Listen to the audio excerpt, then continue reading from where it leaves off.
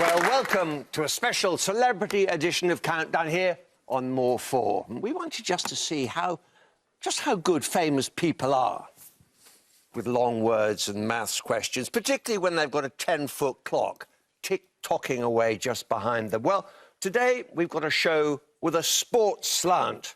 One contestant is a former World, Olympic, Commonwealth champion with something like 26 medals to her name.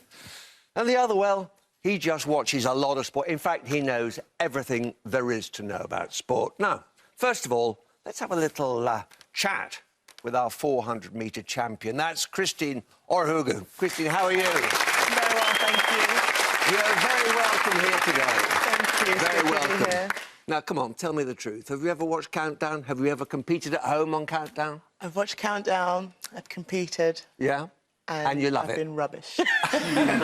Listen, don't worry about this. But the thing is, you're used to competing under pressure, but this is a different sort of pressure, I guess. You've got that big clock, you've got the lights, you've got the audience. How are you feeling? You can deal with this, I'm sure. In theory, I should be able to deal with this very well after running in stadiums of, 90,000 plus people. Exactly. But this is terrifying. Listen, you're going to have a lot of fun. You're going to have a lot of fun. And up against you, Christine, you've got the sports whiz, actually. He's a great guy. He's a friend of ours. It's sports presenter Colin Murray. Welcome, Colin. Thank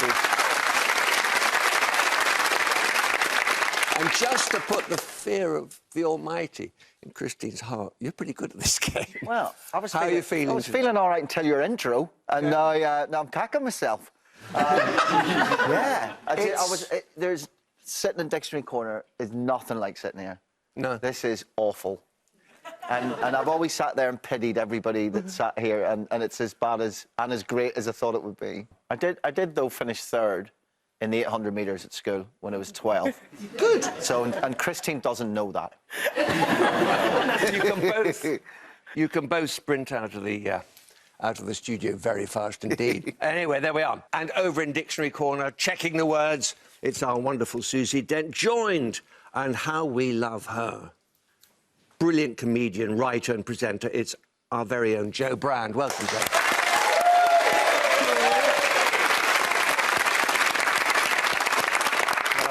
And over at the board, of course, it's Rachel Riley. We've got a special treat in store for our celebrity guests. We're being extra nice to you, so we've changed the scoring for the celebrity specials. And whereas normally if one contestant got a 6-letter word and one got a 7, only the winning contestant would get the points. Today, everyone gets the points on the maths rounds and the letters rounds. It doesn't matter what your opponent gets, you'll get the points as well. Happy days.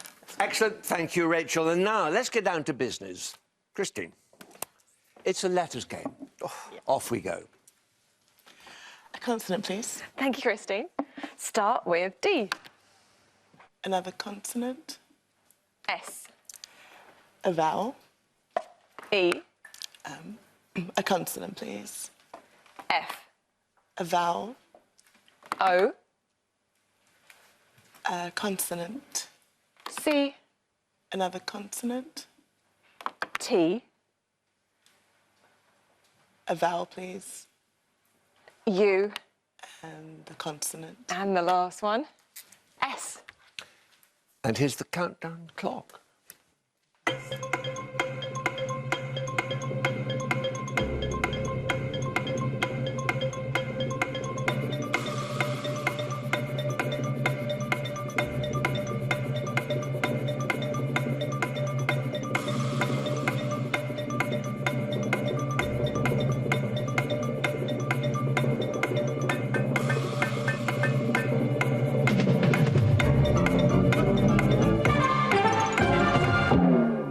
Christine. 5. A 5, Colin. 7, I think. And your 5, Christine. Studs. Why not? Sexy word. Go on. And Colin? Focused? Focused. Yes, excellent. Well done. Good start. Good start indeed. Now, over in the corner. Jo?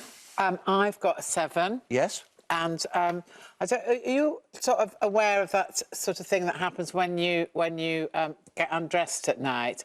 and you take your bits and pieces off and you think, oh, what's all that weird stuff lying on the carpet? Well, that is sock dust. Now then, and anything else, Susie? Yeah, there is an 8 there. It's not as fun as sock dust, but custodes. Custodes in the Franciscan Order of Friars are guardians or wardens of a house. Well, well, well. Oh, that's a strange one. 7 plays 5. Colin on 7, and we turn now to Rachel. Yes, Rachel. I'm going to give some maths tips today to how to solve some of the countdown number puzzles. And even though Christine's won medals, I don't think I've ever met anyone as competitive as Colin. So I asked him what kind of tips he'd want for the countdown numbers game, and he said 6 small. So I'm going to give you some tips that will help with other games as well, but especially the 6 small. I'm going to take you back to school, so I'm going to be Miss Riley. Do you remember factors? Yeah. Yeah, he's lying. Factors are numbers that divide into other numbers to leave a whole number answer. So the factors of 12 be 1, 12, 2, 6, 3 and 4. And it's really, really difficult to spot the factors of huge numbers, and that's actually how they keep all of our information safe on the internet, timesing prime numbers together. But when it comes to 3-digit numbers, like we have on Countdown, there are some tips where you can just look at them and see what factors it has, which really, really helps solve the problem. So I've previously selected some little numbers for you, Colin. I'm going to press the button now and get ourselves a target. 648. So you look at 648 and you might instantly know that because it's even, it's divisible by 2. But what you can also do with these numbers is if you add up the digits, it tells you something else. So if you add 6 plus 4 plus 8 here, you get 18. If you then add these digits, 1 plus 8, and keep going till you have 1 digit. If this number is 3, 6 or 9, then this number is divisible by 3. Okay. If it's also even, it's definitely divisible by 6 as well. And my favourite trick on Countdown, which is actually something the producers told me in my very first Countdown interview, is if you get down to 1 digit and that number is 9, then that 3-digit number is divisible by 9. And then to work out what it is, you can just do a bit of long division, 9s into 648, and work out that it's 72. You've got yourself a 9 there. All you have to do is find 72 from the remaining 5 numbers, and you've saved yourself a lot of brain power. I'm about to give you another numbers puzzle, and hopefully this tip might come in handy for you. That's great.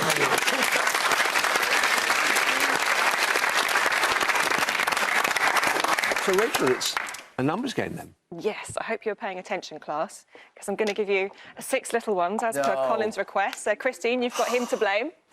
And they are 6, Awful. 3, 5, 2, 9, and another 2. Be And small. the target to reach, 378. 378.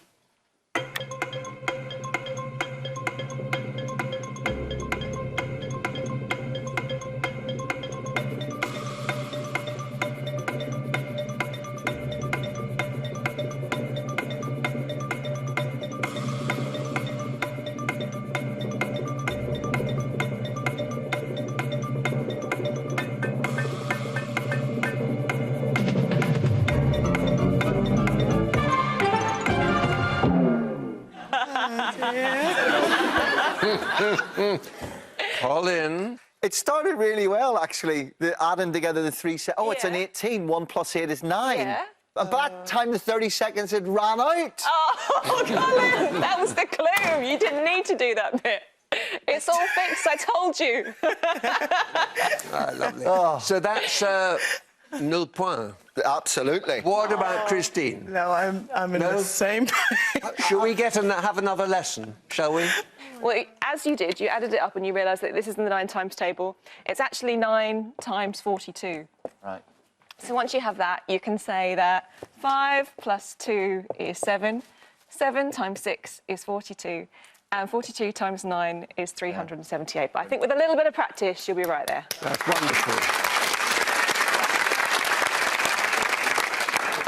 That's brilliant. Oh, dear. So, we stand still here. 7 plays 5 as we go into our first conundrum, chaps. Yes, Colin. Leaning forward, fingers on buzzers. Let's roll today's countdown conundrum.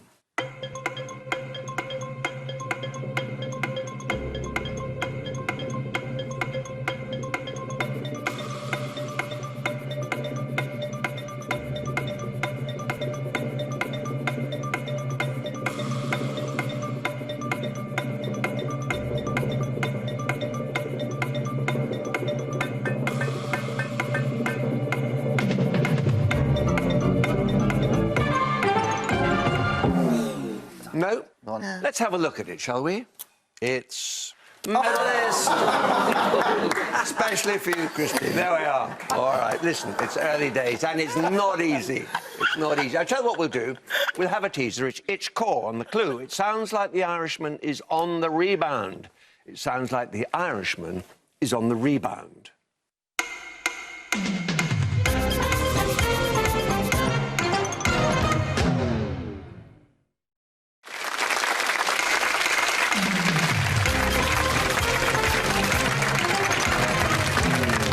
Welcome back. I left with the clue. It sounds like the Irishman is on the rebound, and the answer to that, I like this, is Ricochet. It's good, isn't it? Ricochet. There we are. So, Colin on 7, Christine on 5. Plenty of time to go, Christine. Plenty of time. But I want to talk to you about what a career you've had. All of those medals, gold, silvers, all the rest of it. But which one meant most to you, I wonder? Is it the gold or...? Well, I kind of have two answers. The first one's the gold. Obviously, it's Olympic gold. Everybody strives to get an Olympic gold medal. That's the creme de la creme of all the medals you could ever pick up. But I think London was also a special medal because even though it was a silver, it was at home. And London 2012 Games, probably for most of us athletes that competed, probably one of the best Olympics we've ever been to. And it was in your sort of part of town too? You were born just down the road. Yeah, I was born and raised in Stratford.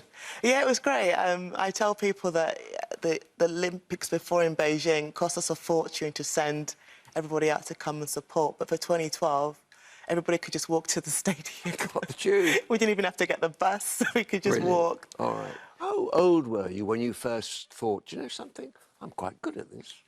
I was a lot later in years than most people think. Most people probably start from quite young, but I used to play netball before I did athletics. Okay. So I did netball from young, and then I switched to athletics about 18 years old. Oh, so I was I was a lot later than people expect. Well, I tell you what, you made up for it, didn't you? You caught Yes, up I did. very fast. Thank you very much. Excellent. Now, Colin, you've got a very slim lead, 2 points. Try this letters game. Cool. Ah, yes. I've always wanted this. Consonant, please. Hello, Rachel. Hello, Colin. Consonant, please. Thank you. R. Vowel. I. Consonant. L. Vowel. A. Consonant. Oh, no, Riley. P. Vowel. I. And another one. E. And a consonant. T. And a consonant. And the last one, H. Stand by.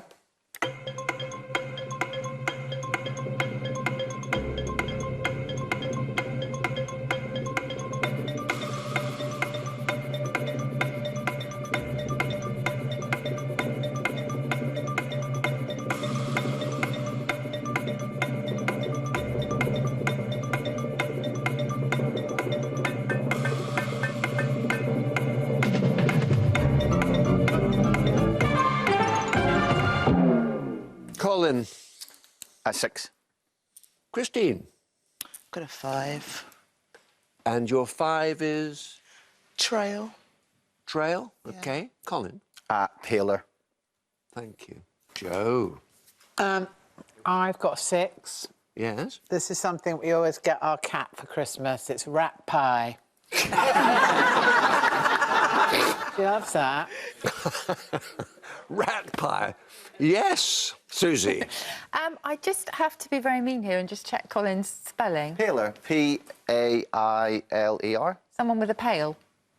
It's not there. OK. If you're paler in appearance, it's without the I. And, yeah, the bucket sense, it's not there, I'm afraid. Sorry. Oh, that was a bit of a disappointment for Colin. What else have we got, I wonder? Joe and Susie? Susie? Well, beyond rat pie, which sadly isn't in there yet, there is haplite, which is a term from geology. It's an igneous rock, typically pale, P-A-L-E in colour, and you'll find it in association with granite. Thank you. Thank you. And rat pie indeed. Christine, it's your letters game. Off you go. A consonant, please. Thank you. L. Another consonant, please. Q. Vowel. U. Consonant, please. M. Vowel. O. Another vowel. A. Consonant, please. R. Oh dear. Vowel, please. E. And then consonant. And the last one, V. And here's the countdown clock.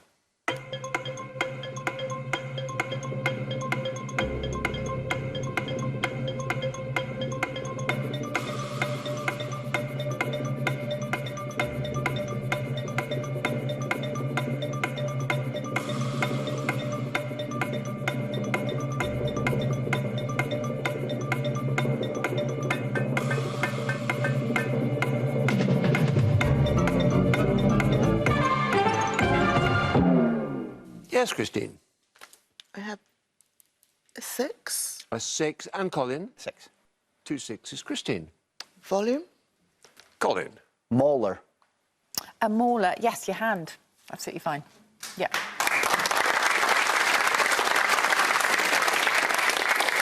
There we are. And over in the corner now, Joe and Susie. Joe. I've got a 7. Yes? And you know, like when bands are really famous and they go on tour, I don't know if you know this, but they get extremely demanding. And there's a story that this particular band always demanded this particular meal when they were on tour, and that meal was called Quoville. Quoville. You aware of that, Colin? Yeah, 100%. You know this? 100% right, yeah. They loved it. They got it too, They apparently. got it, yeah. Susie, what else have we got? Volume, yes, for 6, and removal also for 7. Thank you. All right. So 13 plays 16. Christine's still in the lead. Well done there. And it's a numbers game now for Colin. Colin. Inspired by your lesson, Yeah. I have 1 large and 5 others that aren't large. You can still use factors with 1 larges, Mr. Murray. Just put the numbers up, I'm watching Riley. you. We've got 8, 7, 3, 3. Make a 9 out of that. 8 and 50. And the target, 861. 861.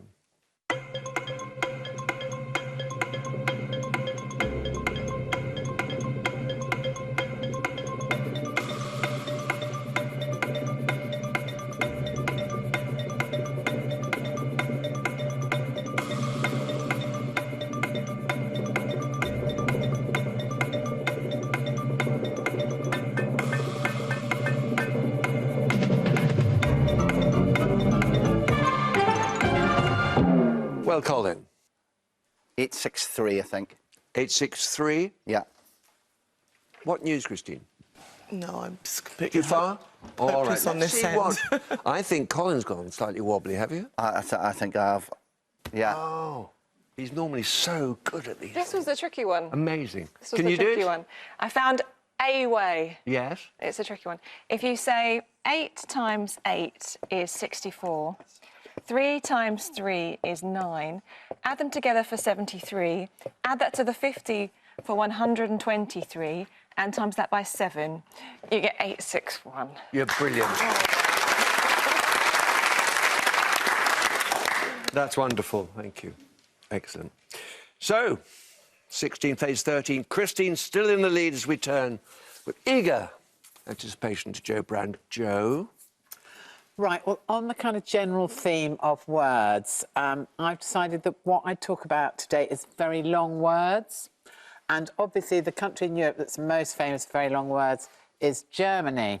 And I'm going to attempt an 80-letter German word, which is Donnerdampfschifffahrtselektrizitäten Hauptbetrieb Bewerkbar Beamter Gesellschaft. Right, and I'm sure you want to know what that means. Can't wait. It means the Association for Subordinate Officials of the Head Office Management of the Danube Steamboat Electrical Services, which I'm sure might come in useful in all our lives. And I also found out the longest word in English has 189,819 letters, and it would take you 3.5 hours to pronounce it correctly. Do you want me to do that? I won't. But actually, seriously, it's the chemical name of titin, which is a giant protein that functions as a molecular spring, which is responsible for the passive elasticity of muscle. You aware of that, Christine, in your running career? No. Fair enough. Now, the longest words in the dictionary in English, there is, of course, everyone knows this, I think, anti-disestablishmentarianism. Yes. Opposition to the disestablishment of the Church of England. And also one of my favourites, which is floxi noci nihilipilification, which means the estimation of something as worthless, which is quite a useful word, isn't it? Absolutely. And also, this isn't very nice, but I'm going to have a go at this as well. It's pneumo-ultra microscopic silico-volcanic osteosis. Lung disease. Yeah, I know. I'm sure none of us have got that. And I think the thing about using kind of long words is it kind of flummoxes people a bit. And when I was at university, I used to work in a truckers' pub in Uxbridge. I'm sure you can imagine. And it was a bit of a difficult place to work some nights. And one night, a trucker came in, and this is absolutely true. He lifted up his vest, and he had a very rude tattoo of a woman on his stomach. And he got hold of the back of my head and pulled my face over the bar and went, "What do you think of that, darling?" So I said to him, well, its penetrative use of disparate archetypes, coupled with its emergent visceral power, transcends a mere fusion of the visual and the tactile. And his mouth stayed open long enough for me to pour the contents of the ashtray into it. So, how well to treat? That's lovely. That's lovely. Because I think, Susie, did you read German at university? I did. So you were absolutely all over that Danube job. I'm not sure I'd be all over it. I could give it a go for you. Go on, then. Donaudampfschifffahrt, Elektrizitäten, Hauptbetriebswerk und Beamtengesellschaft. It's a question of getting the scissors out and just snipping bits off. It's like Lego. It's just like little building blocks, yeah. I think German's such a great language because it's just like coughing, isn't it? And sneezing, of course. And sneezing at the end. God bless you. 16 plays 13. Christine in the lead. Let's have a teaser, shall we? It's the least, and the clue. The very least they hope for is bronze. The very least they hope for is bronze.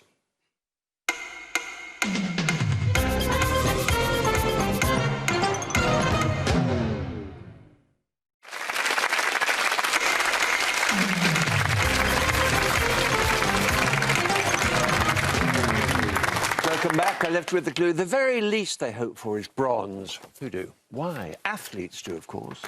That's the answer. Athletes. Colin, you report on football, snooker, darts, American football you love. As a young man, were you a sportsman?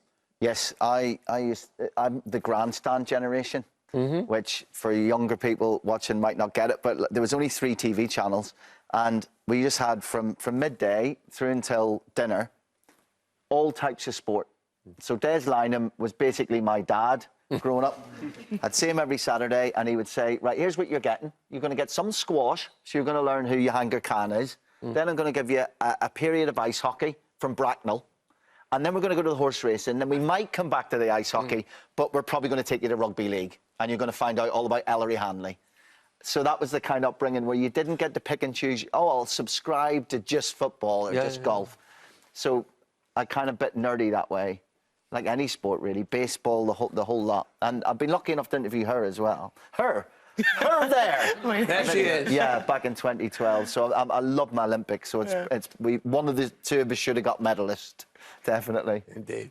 Brilliant stuff. But American football you love too. I like it, yeah. We don't get too much of that over here in terms of television. Certainly not back when you were watching Des Lynam, I guess. No, well, I had American football wallpaper. It's probably explained why I didn't have many friends back in the 80s. But they Channel 4 is responsible for that. So when Channel 4 came on, it might have been Countdown first, but followed by that was a lot of very strange sports that people didn't watch. And the American football was big because they didn't bother explaining the rules. Here's just loads of guys pounding each other to death. And that was what people loved about it. Well, hold on. The other great love you've got is music, sport and music. Given a choice all those years ago, which way would you have gone, as a sports promoter or as a music promoter or agent or whatever? Well, I only had I only have experience of one of those, and I was terrible at it. There's a band now that most people know called Snow Patrol, who've sold millions of records worldwide. But when I used to put their concerts on, they used to play upstairs at Morrison's in Belfast, and I used to need to sell about 80 tickets to break even, and never did. Any time that I would put Snow Patrol on in that little stage. So the band that cost me more money than they had to spend to be in a band. So I used to love them. I was so passionate about it. I put the gigs on, never make money. I think sports promotion's the way to go. I think that would be quite good. No offence, though. Yeah. If I've got to go for a night out, Christine or Liam Gallagher, I'm going out with Liam. Yeah, you'd get home later. You'd get home later. No, get home faster, though. Say, because, of course, Des Lynam presented Countdown as well. Yeah, exactly, so yeah. He did. There's a link there. He used to wink at the audience, didn't he? Yeah. Tell me this, who's the most impressive you've met, either in music? Oh, wow, that's a big question. I think Paul McCartney was pretty amazing. For someone who's done so much to be that down to earth. I interviewed him, and the next day got a call from a friend saying, come out and get into the blacked out SUV sitting outside Radio 1. And I got in the back, and it was Paul McCartney, and he just looked over his shoulder and he went, I won't do the accent. He said, listen to these 3 remixes of a single and tell me which one you like. And I sat there, saying nothing, listened to the 3, and I think the third one's, all right, lads, out of the car and back into work, which was surreal. But he also sent my mum a birthday card, stuff like that, you know, and I mentioned she was a big fan. It's good. I think across them all in terms of firebrands, I once made a little documentary on the film Kill Bill and got to spend a day with Quentin Tarantino. Oh. And he was just, he made me look quiet. Like, this guy was non-stop, just spitballing ideas, sitting around, chatting to everybody, and that was an experience. That was like a year off your life, spend a day with him. So those ones you kind of remember. But listen, there's more nice than not. I think that's true. We just hear about the ones that aren't. Good man. Yeah.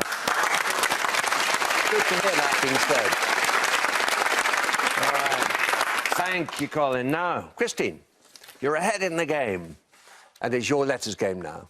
I'd like to start off with a vowel, please. Thank you, Christine. O. Consonant. D. Consonant. H. Consonant. G. Vowel. I. Another vowel, please. E. Consonant. P. How many have I got? Vowel, please. O. Oh dear. And then a consonant. And the last one. M. And it's Countdown.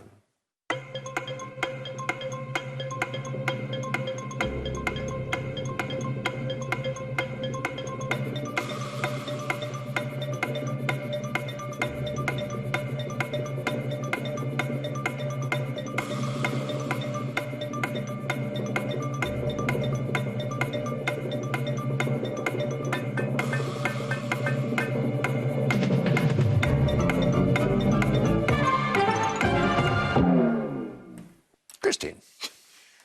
I think I've got a 6, but I don't know if I've spelt it right. We'll come to that in a second. What about Colin? 6. Firm 6. Christine. Dodgem? Colin. Hooped. Susie. Yes, hooped is fine. You need 2 Ds for Dodgem. It is, isn't it? Yeah, I thought. Sorry. How bad luck. Colin's sprung a little lead there, 3 points, 19 to 16. But over in the corner, I'm sure that Joe and Susie are up to something. Joe? I don't know if you know this, but pigs actually get quite cold in the winter. So I've come up with an idea to keep their ears warm, and that's a pig hood. Thank you. A pig hood, I can just see Yes. it. Little pig hood. Susie? I think it should be in the dictionary, and it's not. Grubhood is in the OED, meaning Grubhood? the state of being a grub. I mean, when are you going to use that? But not pighood. No, I was just with hooped as well for 6. It was really tough, that one. Thank you. All right. So, 19 to 16. Colin, it's your letters game. Consonant, please. Thank you, Colin. Z. Great. Have another one. R. Consonant, please. N. Have another one. S. And another. T. And then vowel. I. And another. U. And another. A. And a final vowel. And a final. Thank you. A. Stand by.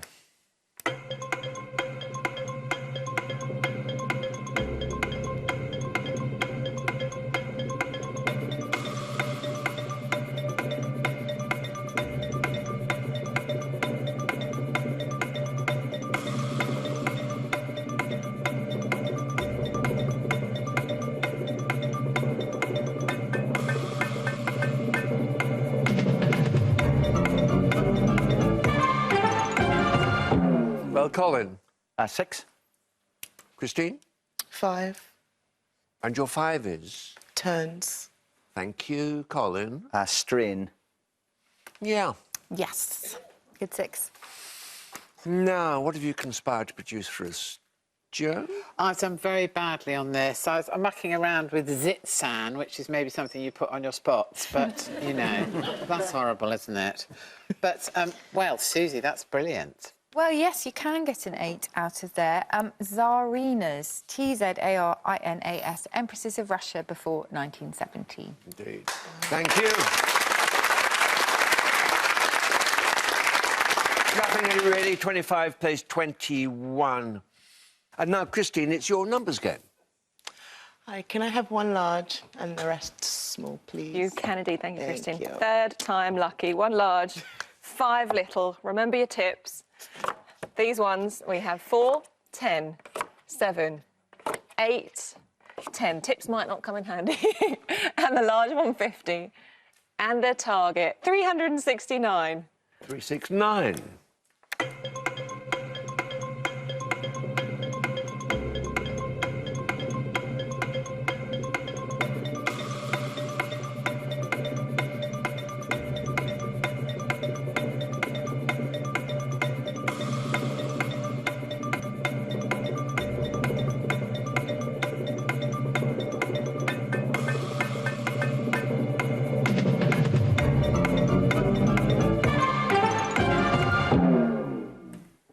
Christine? No, I'm stuck in 400. Okay. So it's not close enough. What about Colin? 368. 368, yes. Off we go. Absolutely panicked. That's what happens with the maths round sometimes. Difference of not sitting at home. Need to breathe through it. 50 take away 4 50. is 46. Yeah. And multiply it by the 8. Oh, Colin. What? That gets you to 368. 1 away. Yeah. Yeah. That's what I said. I know. Yeah. I know. But if you hadn't have panicked, you know what you could have done? You could have I had said... 2 10s left. You've got 2 10s 10 left. divided by 10, sorry. 10 divided by 10. That's what I mean. That's it. Gives you the 1 to add on, and that would have got you 10 points. But you get 7 points still. Well done. All right. 32 to 21. Colin, still in the lead there as we turn to Susie. It's that blessed time of day. It's time for Susie's Origins of Words. Susie. Viewers of the regular countdown will know that I have a bit of a beef about American English, and not American English itself, but the fact that people hate it, and I can never quite understand why. And very often it's founded on myths. So this is a sporting one in honour of our contestants today, and it concerns football. Football's a name for a variety of different sports, has been around for centuries. We know that Henry VIII had a pair of football boots. They were discovered fairly recently, and they look a bit battered, but pretty recognisable as a pair of football boots.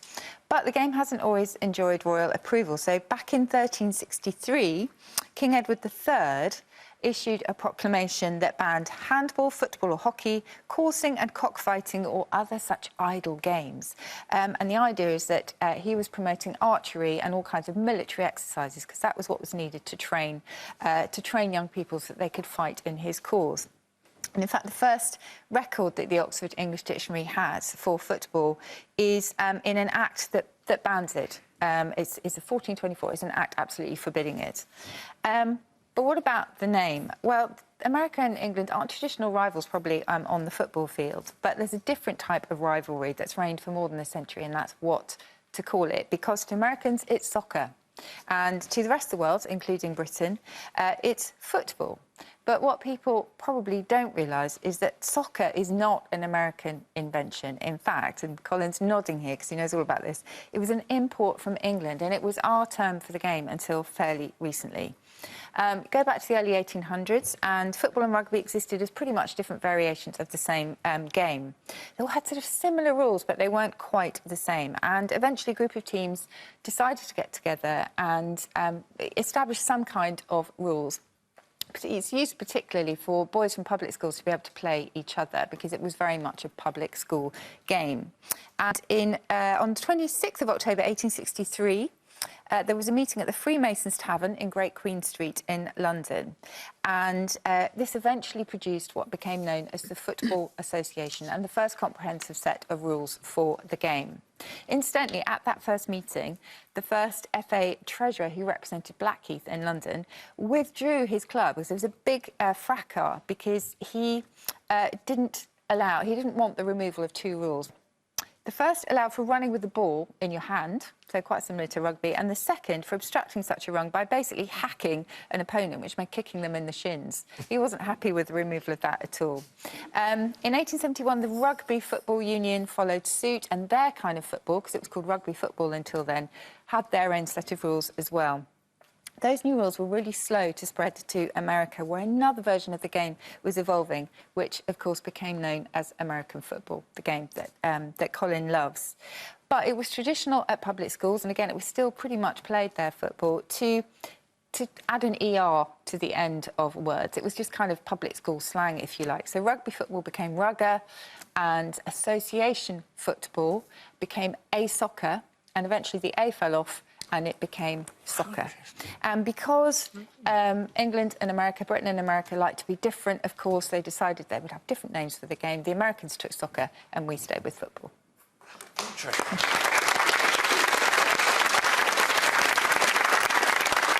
I didn't realise the soccer side of it. Of course, the rugby thing is still the RFU, the Rugby Football Union. Yes. You know, so they've kept in the football there, at least. There we are. Thank you, Susie. 32-21, Colin in the lead, and it's time for another teaser, which is set one lap. And the clue, you might see them set a one-lap record at the Reebok Stadium. You might see them set a one-lap record at the Reebok Stadium.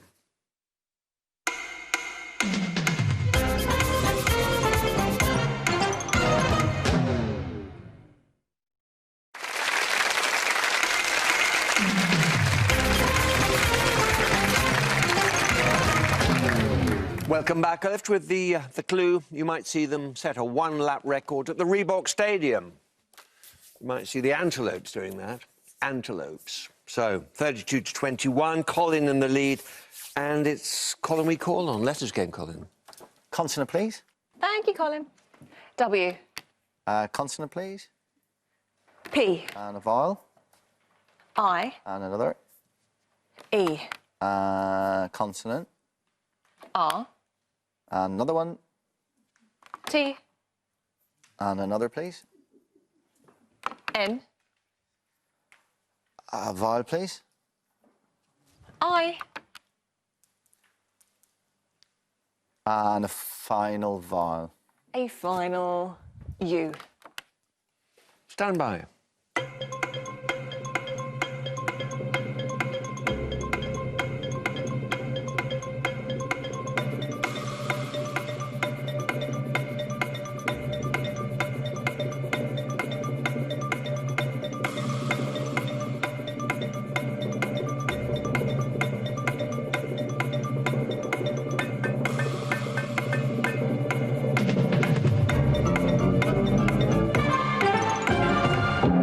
Yes, Colin. A 6.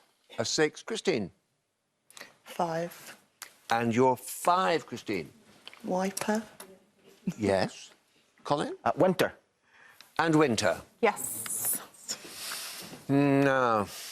Joe? Well, I must admit, sometimes when I go out to the pub, I don't think they provide you with quite big enough receptacles to drink in. And so I suggest that in the garden, in order for us all to just jump in it and enjoy themselves, they have a wine rut. Well, it's a perfectly It would be sound, perfect. sensible idea. You'd lie down in it and course. never get up again. Thank you. Thank you. Susie? Yeah, we haven't been very lucky with the letters games. Just sixes as well, loads of them. Turnip, unripe, punter, it can be winier, W-I-N-I-E-R. Yeah. But I couldn't get to the 7. Sixes. Or 8. Sixes all the way. Thank you very much. 38 to 26. Christine, final letters game of the day. Off we go. Consonant, please. Thank you, Christine. R. Another consonant. G. Consonant, please.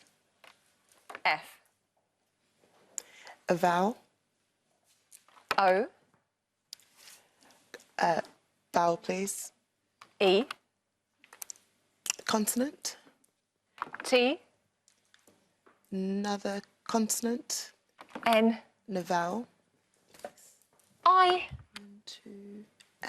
Vowel, please. And the last one. A. Stand by.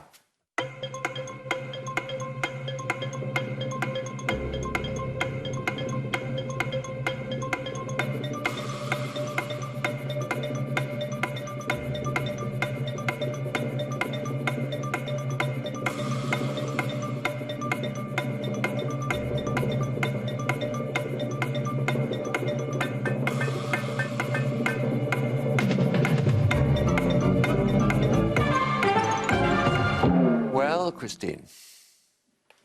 5. A 5, Colin? 7, I think. Now, Christine. Front. Colin. Well, Christine might be good at winning medals, but I'm good at 14. That's going to be handy. Thank you. Champion. Joe and Susie? I just got fart. So well done for putting ing on the end. And Susie? Much more boring, but it will give you an 8. It's a mineral, an orange-yellow mineral called orangeite. Orange eye. Thank you. OK, and now we turn to Rachel. Rachel, numbers time? Yes, it's my pick again this time, and I'm going to give you the kindest of all the number selections. 2 from the top, no more 6 more, no need to panic, and 4 little ones to finish off the day. And they are 7, 1, 8, 9, 50 and 100. And the target, 241. 241.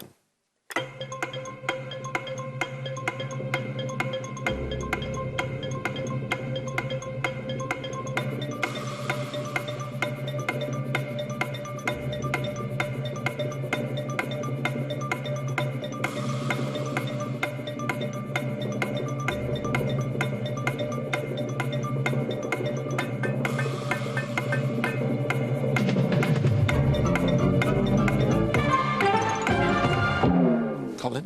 241. 241. And Christine? No? Nothing. Slightly drift? Don't worry. Colin? Still get blinded by this one, but 9 take away 7 is the 2. 9 minus 7, 2. Multiply by the 100 200. plus the 50, and then take away the 8 and the 1. And you'll be able to sleep tonight. Well done, 241. All right. 55 plays 31 into the final round. Now, fingers on buzzers. Let's roll our second countdown conundrum.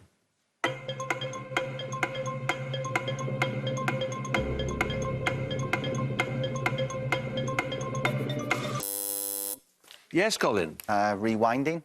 Rewinding. Let's see whether you're right. Rewinding. Well done.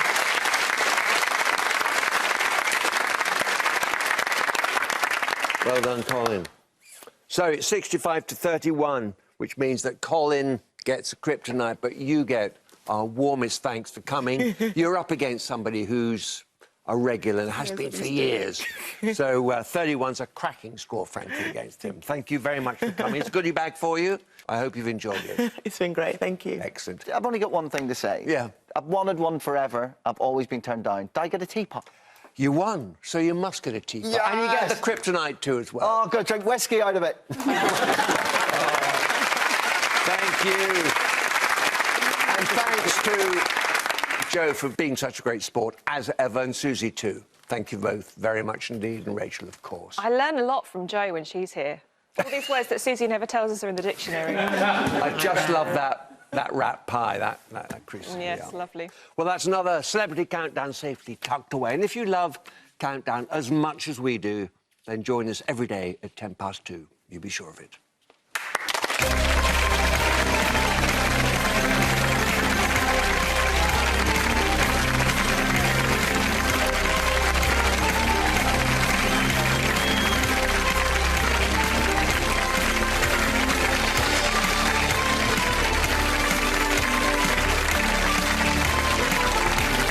Tomorrow night at 5 to 7, Jay Rayner takes on Joe Brand in another Celebrity Countdown. Tonight at 9, we are on the edge of a cliff in Scotland for a grand design. Coming up next, the wildlife are making things difficult in Escape to the Chateau.